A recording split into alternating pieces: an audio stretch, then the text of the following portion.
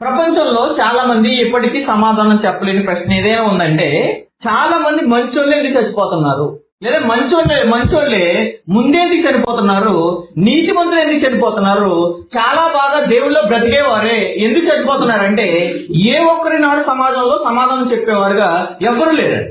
ఎవరికైనా తెలుసండి ఈ విషయం? మంచివారినే దేవుడు ముందే ఎందుకు తీసుకుంటున్నాడు? ఈ ప్రపంచంలో ఈ ప్రశ్నకి ఎప్పటి వరకు ఏం లేదంటే సమాధానం ఎవరు చెప్పలేకపోయారు.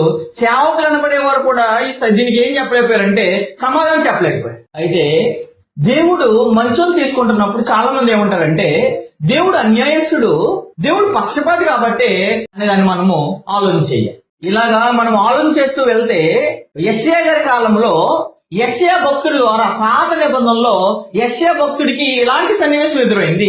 ఇలాంటి సన్నివేశం ఎదురవుతున్నప్పుడు దేవుడు యెషయా గారి ద్వారా మాట్లాడుతున్నాడు. ఏం మాట్లాడు చూద్దాం. యెషయా గ్రంథము 57వ అధ్యాయము 1వ వచనం. నీతిమంతులు నశించడం చూచి ఎవరును దానిని మనసును పెట్టరు అని చెప్పేశారు. ఎవరైనా నీతిమంతులు చనిపోతే మనసులో పెట్టుకోవడానికి కూడా వాళ్ళకి ఏముంటదంటే చాలా బాధ అండి. చచ్చిపోయాని భయంకరంగా ఆలోచిస్తాం. కానీ మనము మరణం అంటే దేవుని దృష్టిలో ఏంటి? తెస్సలోనికీయులకు రాసిన మొదటి పత్రిక 4వ అధ్యాయం 14 చదువుతాం. యేసు మృతి పొంది తిరిగి లేచినని మనము నమ్మిన యెడల అదే ప్రకారము యేసునందు మరణించిన వారిని కాదు, ఎవరిని?